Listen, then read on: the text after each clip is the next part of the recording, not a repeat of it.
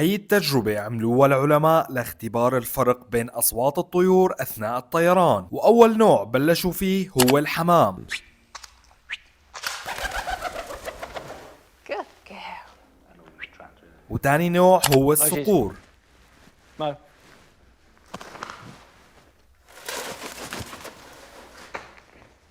وآخر نوع هو البومة. وحاول تسمع كتير منيح واكتب لي رأيك بالنتيجة.